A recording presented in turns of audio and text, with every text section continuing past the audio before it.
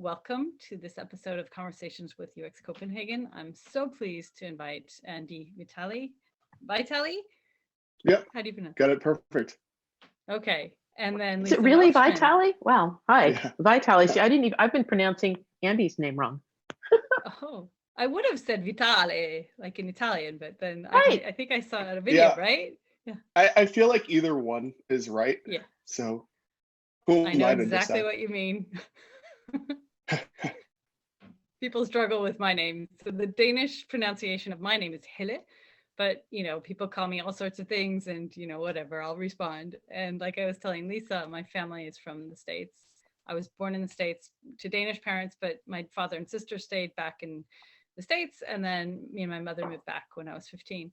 So we moved to Denmark. But my father and sister both call me Helen, so whatever works.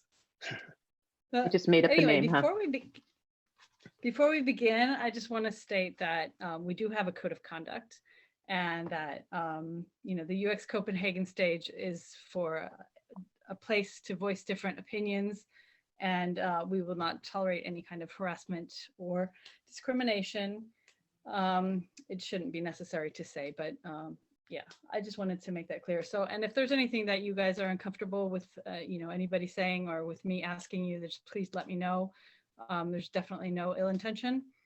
And another thing I want to say is that Danes can be very straightforward, and having lived here for over 30 years, I'm pretty straightforward. So again, if I blurt out something that is inappropriate to you, then please let me know.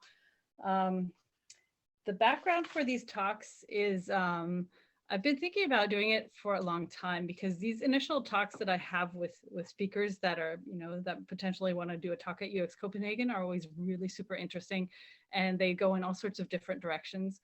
And so I just wanted to share that with everybody else, because I just think it's so much fun. And, the best part about getting to choose speakers and getting to know different people is this whole thing of, just the initial talk and getting to know people. So I wanted to share that with everybody else. And what we'll do is we will record this Zoom session, and then I will put it up on YouTube together with, there's a UX Copenhagen YouTube channel with previous talks. And then, so I'll put up the video of this talk, and then I will also put it into a podcast on SoundCloud. And that's for free, but the Zoom recording is kind of choppy, and the sound isn't always that good. So, it's better to watch the live. And plus you can interact with lovely people like Andy and Lisa, right? So I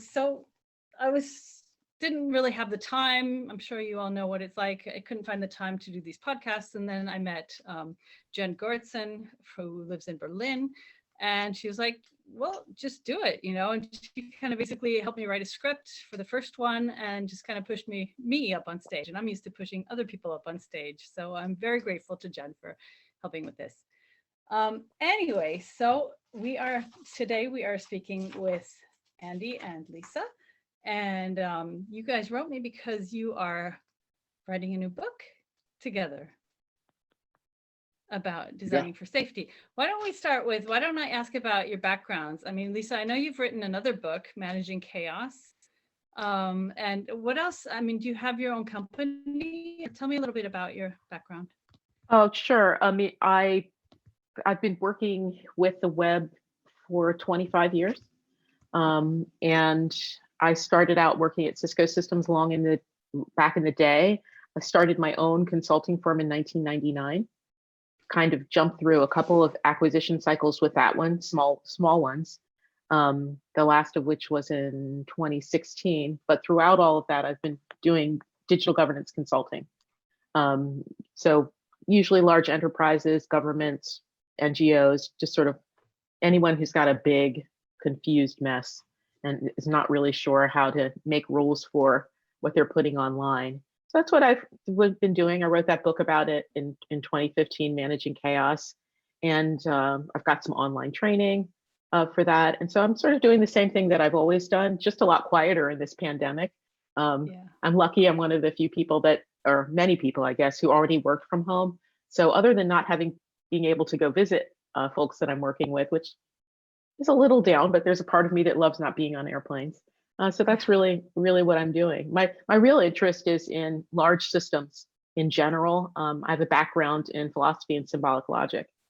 And so just how things are architected and put together and sort of the causal chain around that is actually really a good match for a lot of the confusion that we're seeing online right now. It's a very, very large system with some complexity in it. And so it's kind of fun geeking out in it. Kind of sad right now because there's so many crazy things going on, but that's it. So that's a little quick kind of nutshell version of me. Yeah. That's so interesting. Yeah, I hear so many people saying, yeah, we collect all this data and then we don't know what to do with it. Yeah. It's not Andy and I will talk about later, there's certain things that happen with innovation, right? And there's always messes with innovation, and that's not really to be helped, but there sort of comes to a certain point where you have to stop just sort of doing everything, spontaneously, and sit down and figure out what you're doing, particularly as it relates to data and information, people's personal information. And I know the EU's been much more aggressive about that than this side of the Atlantic, but still, just globally, there's a lot of, I'm using my own word, but lack of governance around what to do with that information. Yeah, it's a huge stakeholder community. I mean, we're trying to get the entire world, the World Wide Web, to sort of behave in the same way. And it's hard to get your family to behave the same way, and you're in your own house. So trying to get the whole planet to do it is really difficult. So it's an interesting case. Yeah, definitely. And Andy, tell me about your background. I know we were just chatting about this earlier, but I found out that you teach at Kent State, and that's actually where my sister is a professor. So I'm really happy to hear that. Yeah, awesome. So this month actually marks 20 years for me in design as a designer. I started out with a degree in graphic design, led that through working for various companies when the web was kind of becoming a thing. So it was digital really coming on strong around that time. Went into teaching for a little bit, ran a graphic design department as the department chair in Florida called Kaiser University.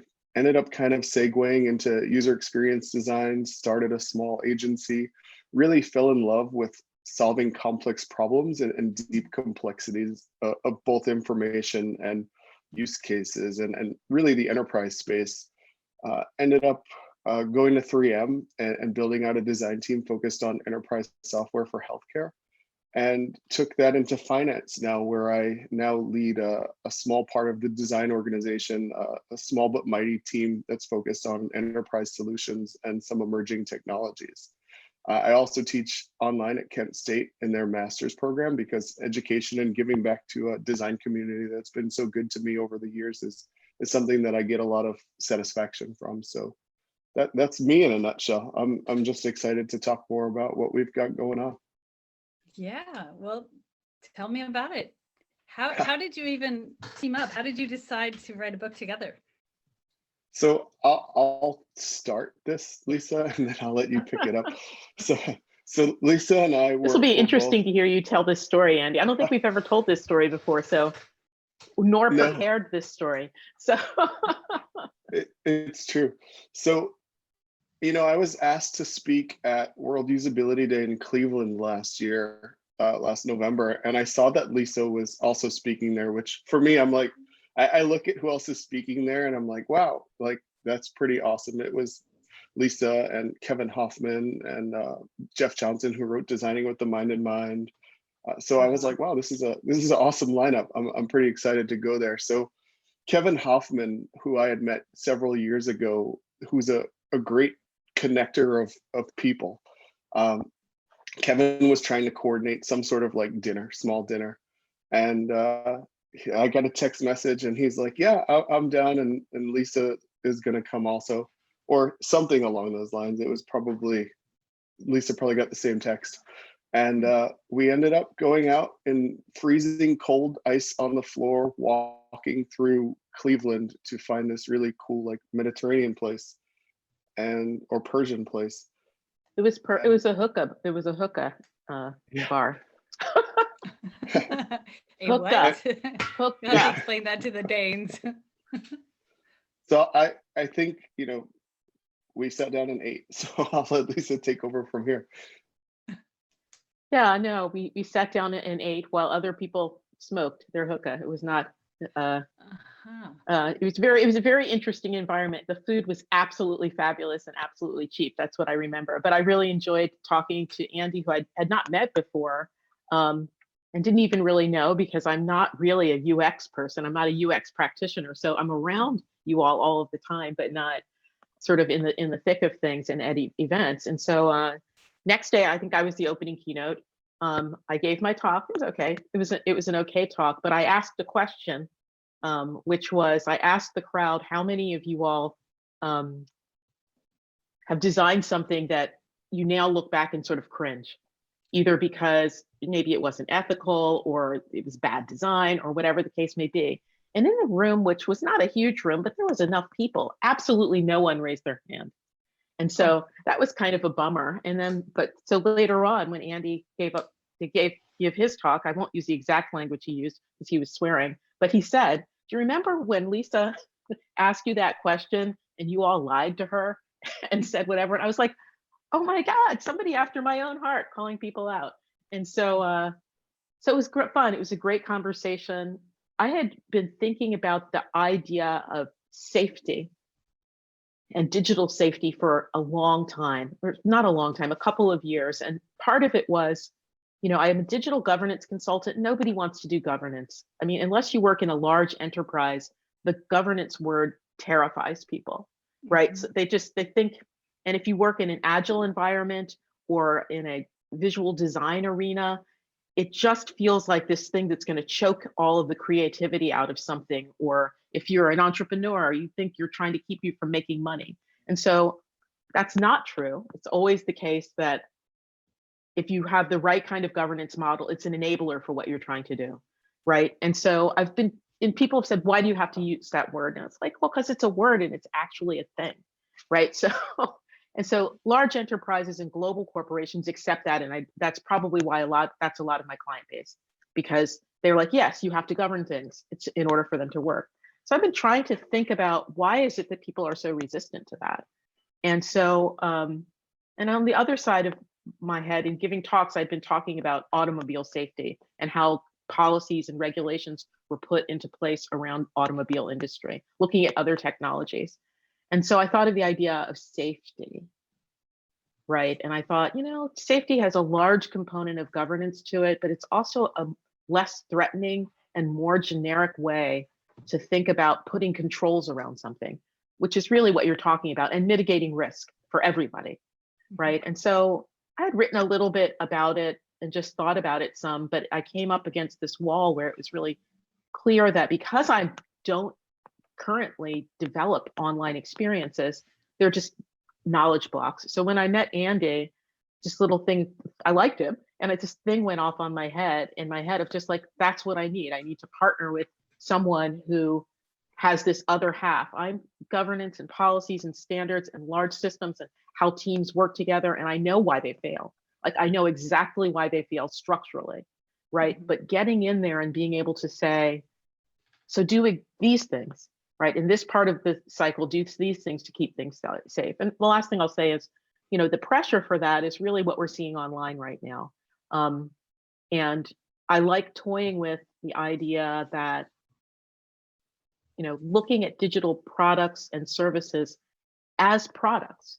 So if you were developing a hard good, my headphones, my earbuds, if I put these earbuds in my ears, every time I put them in, they shocked me, it just wouldn't be a viable product, right? And so what if we started to look at digital products in that way, like online services, and where is that line between a product and a service, and why aren't they thought about as consumer goods, right, and held to the same sorts of standards? And so I don't think Andy and I have all of the answers, but this book is really exploring that idea. Like, what does it mean to be safe online? Are there certain things that we can learn from traditional product safety and apply to that? So after a few months, I kind of reached out to Andy, and he was like, sure, let's give it a try. And I guess you can talk, Andy, about how you think it's been going.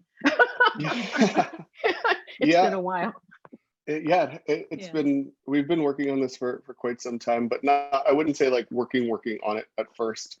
I come from the space of design. So people think design in a complex environment and think there's still this like blue sky, wild, wild west component of we're going to make something and see what happens. But having had the opportunity of designing and leading design in highly regulated environments like healthcare and finance, I get to see the benefit of the constraints of trying to do things the right way. So we started to have conversations around what this could look like, what our ideas are, and it turned into like sprints, like just every week getting together and kind of essentially writing enough for a couple of books, but not honing in one direct like area to condense it to one book per se. So we've came up with so many different ideas and directions and what safety means and how do we define it and who's involved and what does that look like. And we still every week we're meeting and we're working through it and we're taking our ideas and diving deeper into them, but also trying to simplify the way we express them. So that's where we are now. We worked with Josh Seiden and Jeff Gothelf's Sense and Respond Press, and we are working towards that coming out sometime in 2021, early 2021. So here we are. I hope it's at the same time as the conference. That would be kind of cool. We were supposed to have a book launch this year about ethical design. It's the UX, what's it called? The Ethical Handbook by Trine Falbe, a Danish UXer and author. But it was supposed to be a big physical book launch, but then of course everything got canceled because of That's Corona. kind of a bummer. It's really particular for you all and for the author, right? To work really, I feel totally. really bad for people who had things to launch this year. Yes. Just across the board, you work really hard and then it's kind of not great, but anyhow. Right. So maybe we'll have more luck next year. That would be kind of awesome. It would be. It's been fun. It's been fun. Yeah, I'll bet. But that sounds amazing. I've never heard of anybody writing a book using sprints. I'm a sprint gal. I am definitely, I don't know when I picked that up, but at some point I've done a lot of work, collaborated a lot with a lot of other management consultants, and we've just figured out these 90-minute consolidated working together things are worth, and then you go away and do your own stuff alone, but just intensely talking through things. What it really does is it keeps your email down, right? You don't end up having these long-winded crazy things. You can just sort of work things out real time, and I think it adds fluidity. I mean, what do you think, Andy? You work in environments where you're actually doing real sprints. Yeah. Well, I mean, I like that our sprints are kind of like we give ourselves a time frame to work things through and some homework to walk away from. There's been times where like progress wasn't made in a week or two with other things going on, but ultimately, like it's been good to be accountable to deliver for certain things at certain times. And I like to lead into our working session if even the work of the week was to figure out what we need to work through in the working session, which happens sometimes. So I definitely like the idea of a sprint, and it's been great. Like the Saturdays now that we meet, it used to be weekdays, but the Saturdays have become like a sense of normalcy. Like it's 11 o'clock, like let me chat with Lisa for what we plan, an hour and a half, and sometimes goes way beyond. Yeah. But it's been fun and great. That's amazing. I really think that's amazing. Very structured. Well, government. Is that how you wrote? Yeah, is that how you wrote your first book also, Lisa? Are you kidding me? I wrote my I wrote my first book at 5 o'clock in the morning and on airplanes. No. Well, at that time, my son is 25 now, but when I wrote that book, started to write that book, he was still in high school. And then when I finished the book, my company just been acquired by a company in London, and I was flying a lot. And consulting a lot. I don't know how I wrote that book, to be honest with you. It took me a bit because I was extremely busy. Sometimes that's helpful, right? When you're extremely busy, you have to nudge that. It was also very different. Writing that book was very different than writing this book, because when I wrote that book, it was really the culmination of something I already knew. Okay. I'd been consulting in this space for a really long time, and it was kind of like, I'd given a million governance workshops. I'd done all this stuff. And it's like, I know this stuff. Let me just write it down, right? And basically go read it yourself, right? So, I mean, I still work with people, but I was very clear. This process is really interesting. And I don't want to say daunting, because that sounds negative. It just has a different energy to it, because I'm not a digital, I don't create digital safety systems for a living, right? I don't think anybody does, right? So I think, you know, the closest to that are people who in IT are working on this compliance and regulatory heavy side on the digital space. But so this is more exploratory, and I think the output of the book is going to be a suggestion, and for at least me personally, I'd love to hear what Andy has to say about this, a recommendation about how to have a dialogue about this, like like I'm good at systems and frameworks, right? So what is the vocabulary that we should use? How should we think about getting better control of, and people hate the C word, but I'm going to use it, control of what we have online? And how can we normalize and make more safe certain behaviors that are online? And these are things that we do. There's a sociological component to this. These are things that we do in society already. It's a big group of people. How are we going to live together? And so we have this life, this online life, right? How are we going to do this? And as I was saying, I don't know if we were recording at the time, it's frickin' the world. I mean, the world can't even get along regularly. So the idea that we're going to sort of systematize and normalize these things. I mean, we see this with GDPR in the EU, but not in other places. And, you know, some countries that turn off the internet for the whole country, but that's appalling. But the UN says, no, access to the internet is a human right. I mean, it's all over the place. And so it's not going to get solved in my lifetime, but I'm hoping that this book, particularly for people whose hands are in the development of digital spaces, right, is just a way to put everybody on the hook, including the consumer, right? Because consumers not only use these products and services, but they also help to create them through their social interactions. Yeah. So everybody's got some responsibility in keeping things safe. And so we're trying to lay out who has what responsibilities where. And if we get that done, that's why short book is good.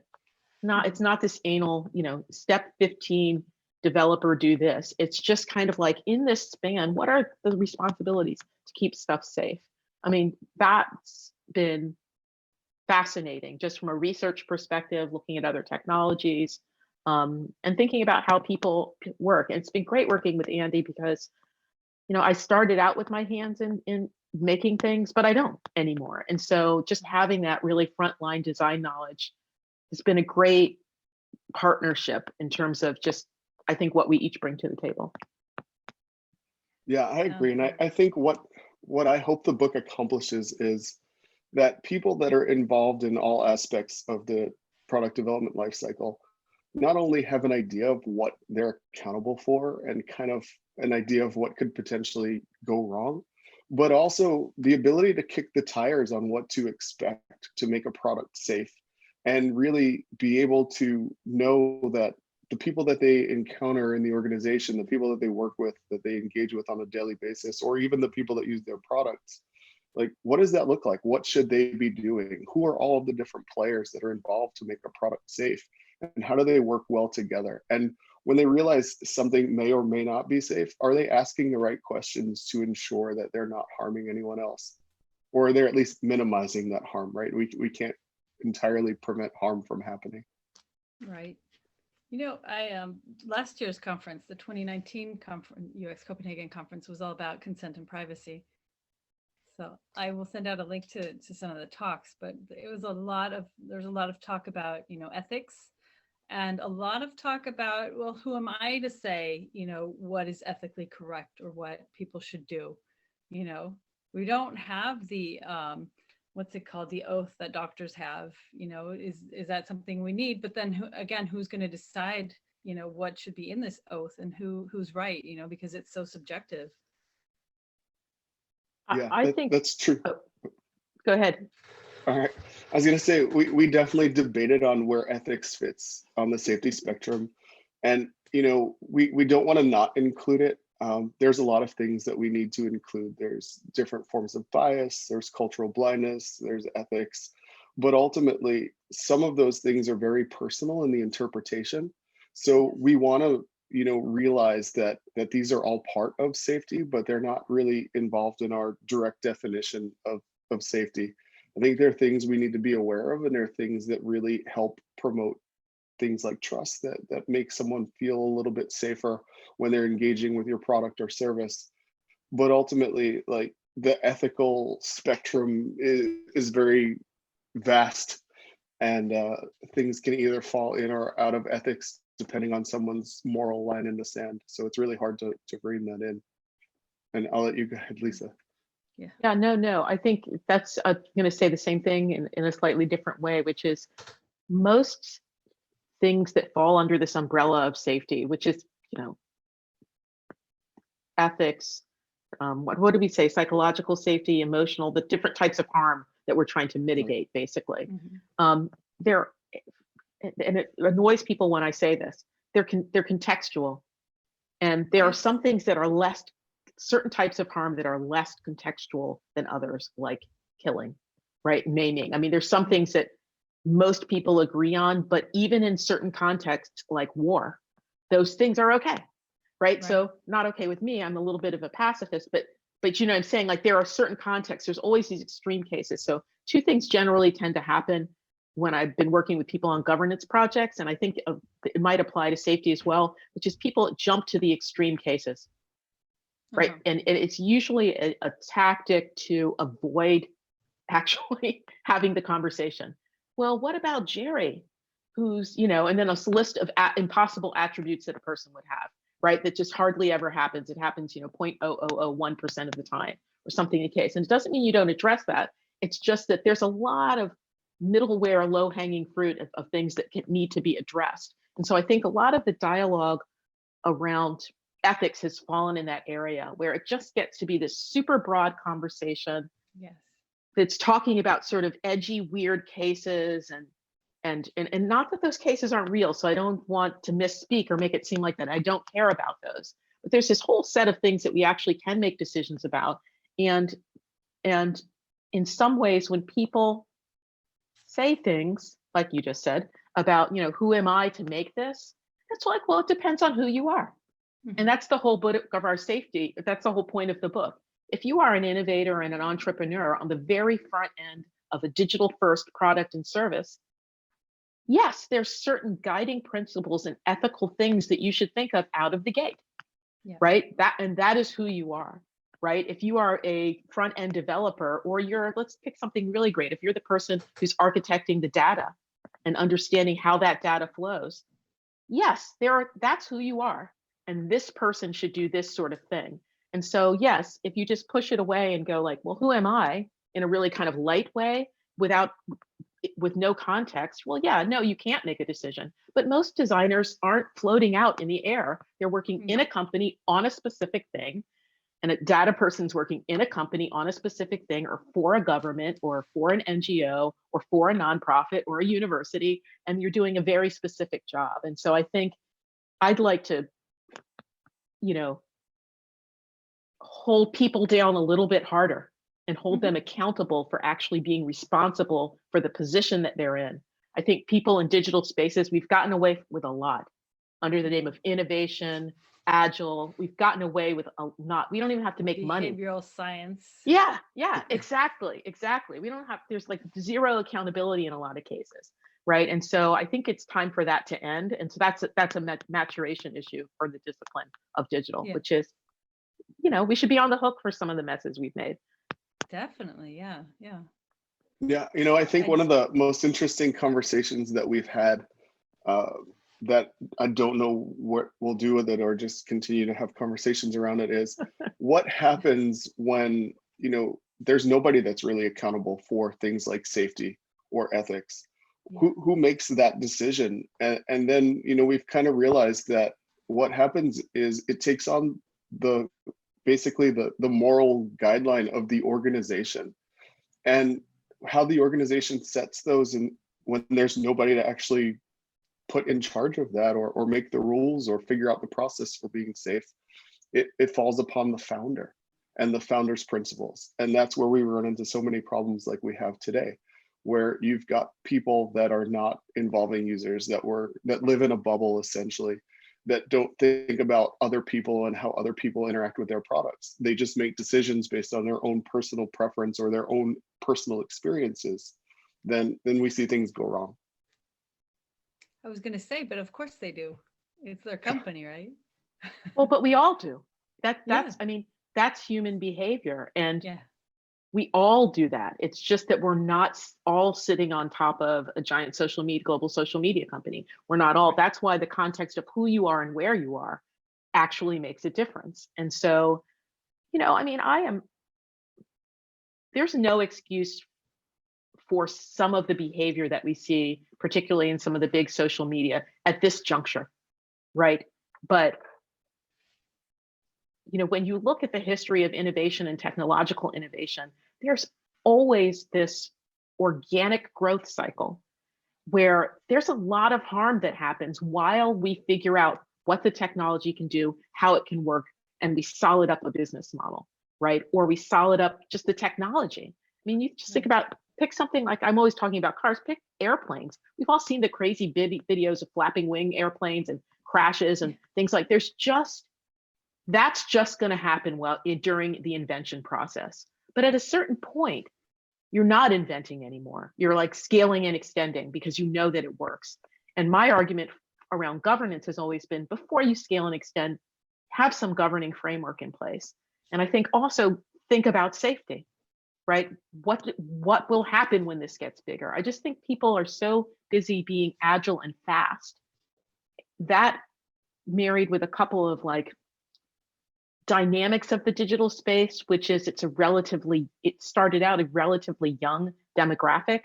And, I'm not young anymore. I'm 56 years old, right? And so you learn things as you get older. And I know people say, okay, boomer, but it's just like, even if it's just, you fall down, you get up, you fall down, you get up, you actually do learn things. And I think even someone who's 21 years old thinks they're smarter than when they were 13 or know more things. So you just learn things over time about life and how things work together through experience, and you have more time on your job. But digital started young. I was young when I started in the digital space. And so I think there's just this general maturation issue in the discipline that needs to happen. That said, it's normal, right? This happens with everything. The problem right now is the resistance, right? But even that's normal. It's the same path, the resistance to want to regulate, the resistance to want to normalize, the insistence that we can't have rules, which is hysterical to me because the internet and the World Wide Web work because it operates on a standards-based framework from a technology perspective. We couldn't even have this stuff if it weren't for the W3C, right? We couldn't have it. If it weren't for web standards, we wouldn't even be having this conversation. And TCP/IP. I mean, just think about all the technologies that go underneath it. So I think the time is now. I think people are ready for it finally because we've had so many horrible experiences of stuff happening online. And I'm hoping that thinking of it as a safety consideration, right, is an easier way for some people to digest some ideas of governance and some ideas of good product development. It's the marrying of those two things. How do you marry together governing and solid product development practices so that you can make safe things? Because I think that's what everyone wants. Yes, delightful experiences that are safe. Yeah. And Lisa brought up a good point about, the last thing we want to do is point fingers. We want to help people realize what they can do differently and what safe looks like. If you think about the designers, the developers, any of the digital makers, but not only them, just everyone involved in creating a product.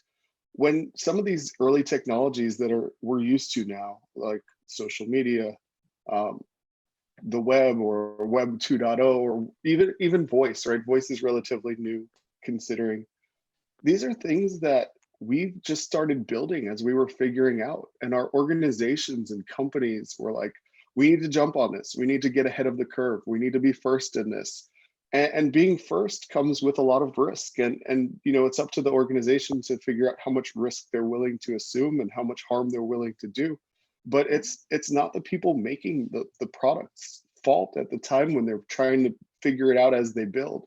that we could blame on speed to market, speed of agility.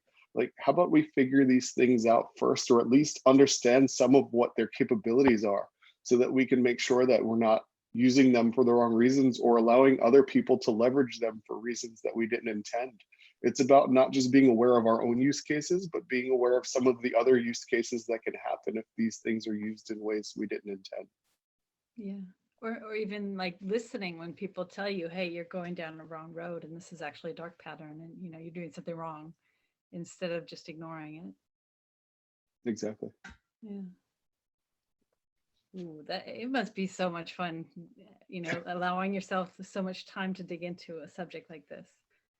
I think it's great. Yeah, I mean, I I'm think really I think it's fascinating because, I'm working on a talk that I'm giving at Stanford this Friday. It's the first time I'm going to give a talk about this. And so it's really interesting because ideas aren't fully formed, which is a good thing, actually, because I think I'll be able to get some feedback, and it's great to get feedback from people as a process. But, one of the easy to target areas that everyone talks about is, and I don't disagree with it, is just sort of the impact of agile development. Right. And so I've been thinking a lot. This is too much information, but I stepped on a piece of glass and I couldn't get it out. So I actually had to go to the emergency room to get them to take this piece of glass out. And I brought my laptop with me, which is good. and while I was sitting there, I was thinking, let me think about agile and what's actually going on there while I'm sitting in the hospital. So it was a hospital moment, but and I thought, in this life cycle, it used to be, and I'm old enough to remember, that you really prototyped things. Yeah. Right? You really, and so what's interesting about, if you think of the product development life cycle, prototyping is very distinctive because it involves everything else, right? You're doing some design, you're building systems, you're making choices about programming languages, you're doing a lot of things that are deeper down into the product development life cycle, right? When you're prototyping. And I think the thing that Agile does, and I'd love to hear what Andy has to say, because I don't think I've said this to him directly, and he could say, you're wrong, Lisa. But I think what's happening is people are prototyping in Agile, and they're not stopping after they've proven the case and going, okay, what happens if we extend this, right? What happens if we scale and extend this? Will something change, right? They just continue to add it down. So it's almost like dissolving the prototyping phase completely. And I'm not saying that we need to go back to old school prototyping. It's just that little piece of, okay, let's assess what we've built. If we bring this to scale, what might happen if we bring this to a larger group of people? What might happen if we globalize this? What might happen if we push this data through it as well? And I think somehow that's not happening at all, right? And so I don't necessarily think it has to do with agility. It has to do with a lack of completeness of methodology, right? And just thinking, everybody uses that scooter example, right? As just build more things, make it bigger and faster, but it's not the same, right? It's not the same if more people use this than just a single individual, or it's not the same if you extend this particular piece of software to a different country. And we know that from just simple website building when it comes to things like, the choice of photographs for a marketing website. You can't use the same picture globally. It just doesn't, it's not going to culturally work. And so I think there are some aspects of that. I don't know, does it make sense to you, Andy, what I'm saying? It's just, there's something in that space of like prototyping and Agile that got confused, and we're missing some parts. Yeah, it makes sense, but there's this little defense mechanism that I want to throw out. So I know that people are probably thinking the same thing. So prototyping does happen, but it happens at such a small scale because of time and speed. So you may test an idea before you put it to development with a handful of users, say like, I don't know, 8 to 12 users. And then you think, all right, let's build this. We have enough feedback on it. And what's happening is there's no beta in a lot of organizations, or there's, the next round of prototyping might not be like, let's test this again with more users before we release this. It's let's release this to a small subset of users. And when you have millions, tens of millions, hundreds of millions of users, that small subset is a ton of people. So what's happening is it's a good opportunity to collect feedback, but I don't know that the feedback mechanism is in place that says, all right, let's assess what we learned and haven't learned, and then realize what parts of this we have to roll back. It's too much. We've already released this. Anything that we want to change goes back onto the roadmap. It has to get reprioritized to get fixed. And there's no checklist along the way of like, well, as we're doing this, what did we learn? What for the next iteration do we want? It's, hey, wait, we're going to scale this even more. We've got more features that are higher priority than fixing that we're going to put on top of this. And before you know it, it's kind of out of control until it really causes harm or raises a flag somewhere that they say, hey, wait a minute, we need to yank this feature, or we need to focus and prioritize on fixing that. But that time frame between when you've originally like launched that to people and then realized what you didn't fix could be months or years or never happen, right? And I think that's where we're seeing a lot of the problems we're seeing now, is because the fixes to features sometimes get deprioritized to the next new feature, and we've got to figure out how to balance the two, how to weight improvements versus new features. And I think as most organizations, I don't know that there's a great plan in place to do that. Yeah, I'm going to argue a little bit with you, Andy. And so this is our Saturday morning. Argue with a little bit. And so, yes, I can't disagree with that. But also what I'm hearing is this deep emphasis on product integrity, on functional product integrity. And I think that, I probably didn't articulate my place clearly because I just thought of this last night with my foot in the hospital. But I think that's the issue. And because makers have been driving this process, it's really about, does it work, right? Are we getting good numbers? Are we getting usage? I think in that process, nobody's going like really asking the does it harm questions, really asking the safety questions. And so, even and inclusiveness, right? Like I've said, it's impossible for me to get through airports and the facial recognition technology doesn't really see me all the time. I'm always the one who's the exception of the rule who has to go hand my passport to someone because it's not scanning my face. So I think there are just some fundamental questions in that prototyping, agile environment, wherever that is, wherever that's happening, that aren't getting asked, right? And even if you look at, it's even richer, because even if you look at older technologies, I'm always holding up automobile safety as a mature safety mechanism. But those anthropomorphic test devices, those crash test dummies, right? They're scaled to be like a 6 foot tall guy. Exactly. Right? So even our existing safety practices are not rock solid, right? And so I think I'm not disagreeing with you. I think it's an and. There's a set of questions that don't get asked at some point. And so even you're plotting on features and it may work functionally, but it still could be not safe, right? Exactly. No, I think we're saying the same thing with missing pieces to it. Yeah.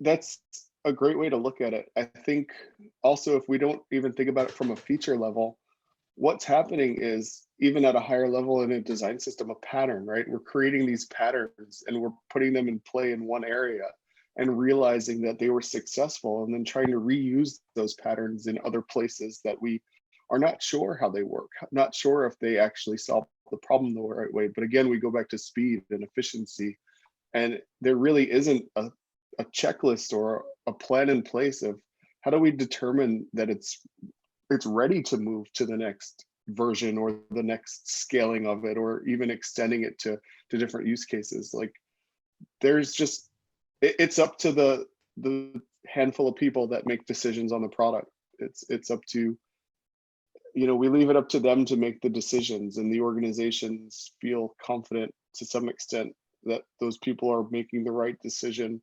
But there's no balance, there's no checks and balances for that. And that's what is missing. And that's really why we decided to write this. Yeah, I think the speed thing, the speed thing is really fascinating to me. And you could either validate or invalidate what I'm going to say, because you work inside organizations. My experience is everyone always says, we don't have time to do fill in the blank whatever I'm trying to do, which is make some rules for things or whatever, because it'll slow us down and we've got to be fast. My experience is that speed isn't really that important, right? Particularly in a large enterprise. I'll go in and they'll say, no, we can't do a governance project because we're getting ready to implement a web content management system, and that's our highest priority. And I say, well, if you let me do this work with you first, that implementation will be better, right? Like, you'll have a better sense of how this stuff will work. And they go, no, we don't have time to do it. And like 3 years later, they'll call up and say, we want to do it. And I'll say, how did that web content management system implementation go? Oh, we haven't gotten it done yet, right? So I think there's this false sense of emergency around redesigns, and yes, there are marketing campaigns associated with products and services that are real. But I think that we've created this culture of speed out of, first to market with the algorithm, first to market with this. In reality, I'm not entirely sure that that's valid, right? Yes, there are disruptive things, but some of the more disruptive things really were like a slow burn. The big digital brands, it wasn't like overnight this. I mean, they ramped up 10, 15 years. I mean, how long did it take for Amazon to hit pay dirt? I mean, it took a really long time. And same thing with the classic Blockbuster Netflix example that where everyone's using all the time, right? It took a really long time to displace them. And so I think there's this false sense of urgency sometimes. And again, not associated with initiatives with an actual deadline, but just this false sense of urgency that is just busy that we've made up. So I'd love to hear what Andy has to say about whether or not that's actually true from the inside. It's embarrassingly true. It's the thing that nobody really wants to admit. It's the product team putting out a roadmap for a year. This is what we're going to build over the next year, or this is what we're going to build over the next 3 months in between major releases. And there's this laundry list of things, and by the time you get to those releases, you probably have gotten like half of that, if you're lucky, a quarter of that really done and ready. And instead of kind of that race to get to that finish line that always seems to miss or move back, there's time to figure out how we can build these things the right way, how we can make sure that they're safe, and it's not going to slow us down.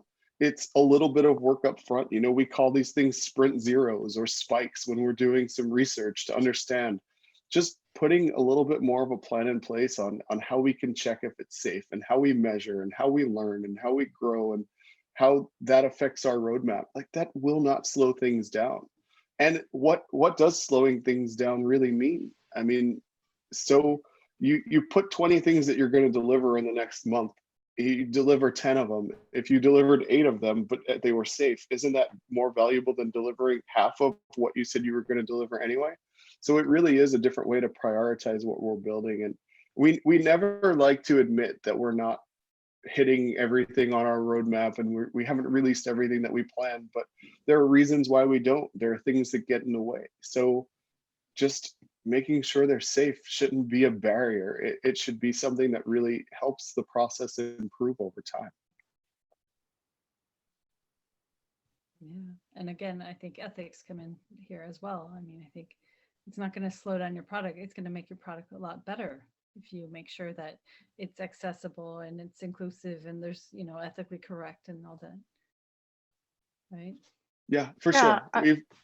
We've learned that by making things more universal, by making it better for certain individuals makes it better for everyone, right? So we don't, these aren't edge cases. These are your core users. These are people that may use your product slightly differently, but making it work better for them essentially makes it work better for everyone. And we can look at inventions and features and things over time that were developed for what we would consider not your main use case, but that have now been implemented and have really helped us. Things along the way of like how we interact with voice, and even things like text messaging, and the telephone, going back to like early physical devices, things like a fidget spinner, or even like my favorite little gadget that I'd be wearing today because it's 50 degrees, the Snuggie, right? The Snuggie was originally created for people that were in wheelchairs, and now everybody has the Snuggie. So there's been a lot of product improvements to try to be more universal with what we create.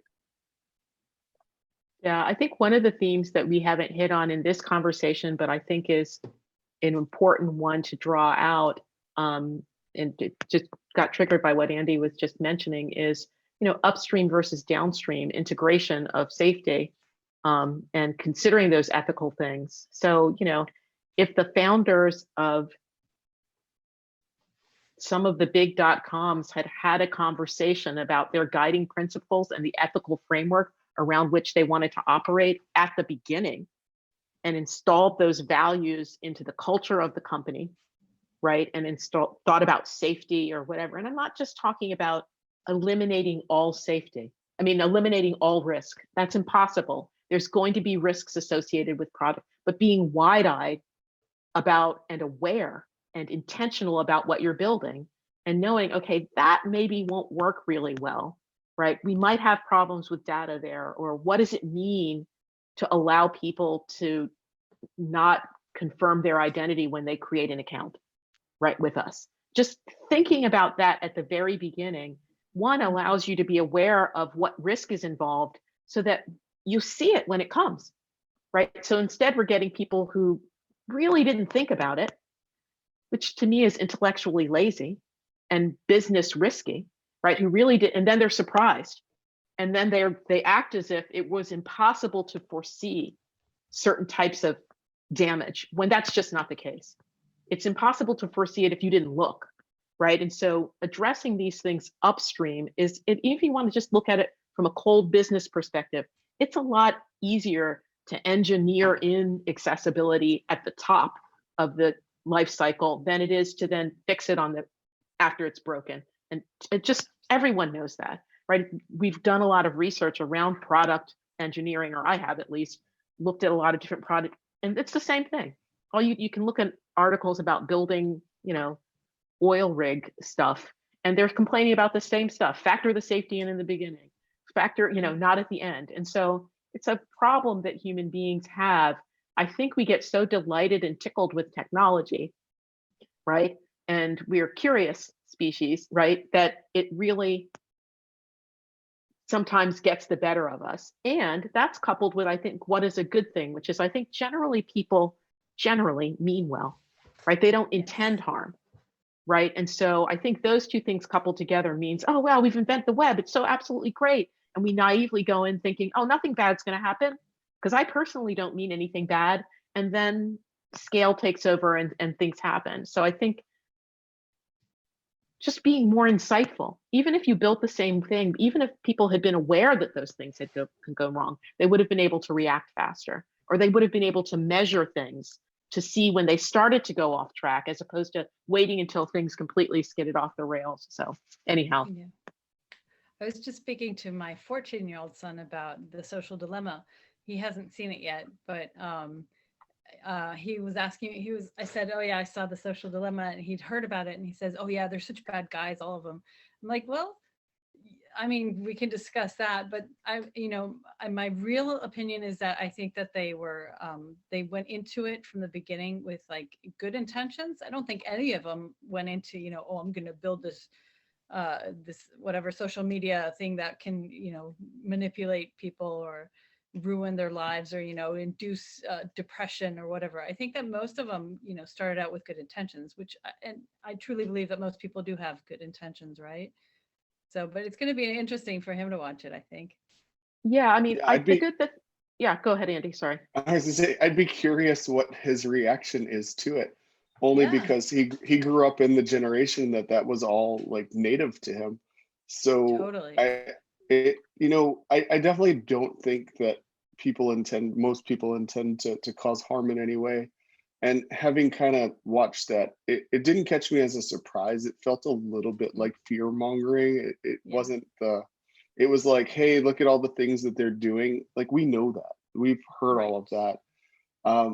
It is interesting to see that. I feel like the machine just grew too fast for them, too big, too fast. And they were always in that like catch up mode. And it was always, all right, well, now our business model's changed and the data is where we make our money, and we've got to monetize this. And how do we continue to make money this way? Because we've grown so big and we've got so many employees and so many users, and we have to keep feeding this beast because we don't know what else to do. and they just kind of fell into that and became subservient to feeding the machine. And that's where a lot of the harm came in, because it's the manipulation of data and leveraging that data for things that were not originally intended. Yeah, and I Exactly think what Lisa is was saying. Yeah. I think the thing about and I'll bring in, we've talked a little bit about inclusion, but I think this is where inclusion comes into play. So you can, and this is what Andy was saying at the very beginning of this conversation, and that we've talked about a lot, you can only bring to the table the knowledge and experience that you have. Yeah. That's all you can bring to the table. So if you have a fairly homogenous set of founders who have a certain set of life experiences or lack of experiences, the possibility of what can happen in a situation is oriented around what that person knows. And so, I am a Black American woman. I have a completely different mindset about what can happen than Andy. And I think that's also something good that we bring to this book. We just, between the two of us, we have a different set of experiences about what can happen. And so when you start to develop products without a broad set of experiences informing the ethical framework of that product, it's going to be a problem. Yeah. It doesn't matter if they're intentional or not, they're narrow, right? They can't do anything about that. They can be the nicest guy in the world and mean the best thing in the world, but they only have knowledge of the experiences that they have.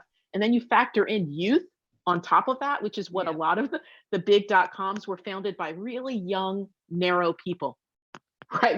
With their own perspective. And that was it, surrounded by other people like them, reinforcing them. And so, no, it's not shocking that these things happened. You just didn't have enough people in the pool to be aware that they could happen. And so that, to me, particularly when it comes to leadership levels, is why inclusion is essential and so important. Forget ethics. I'm just talking about making good stuff, right? Absolutely. Yeah, totally agree. The time, I knew it was going to run, and it's almost been an hour. I haven't had any questions on Slido. Does anybody in the audience want to break in with a question? You can turn off your, you can unmute and hop on in.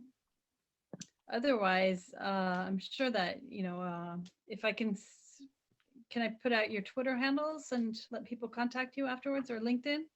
Sure. Yeah, is that all right? And I could keep talking to you forever. I mean, this is the hour went way too fast. I knew it would. I think it's been super interesting, and I can't wait to read your book. And I hope that, I had to leave. So, okay. All right. Thank you. Well, thank you for listening, everybody. And thanks for joining us. Thanks for your time, Lisa and Andy. Yeah, thank you so much for having us and letting us talk out loud about this. It's really wonderful. This was our first time talking out loud publicly about it. So it's been interesting and fun. That is so awesome. Well, I certainly hope to see you at UX Copenhagen 2021. I'm not expecting it to be a physical event, but definitely let's continue to talk about having both of you on stage. Yeah, wonderful. Well, Awesome. Thanks a lot. We appreciate the invitation, and have a good night. Thanks. And you too. Yeah. Thanks so much. I'll talk to you soon. Thanks, everybody. Okay. Bye-bye. Bye. Bye.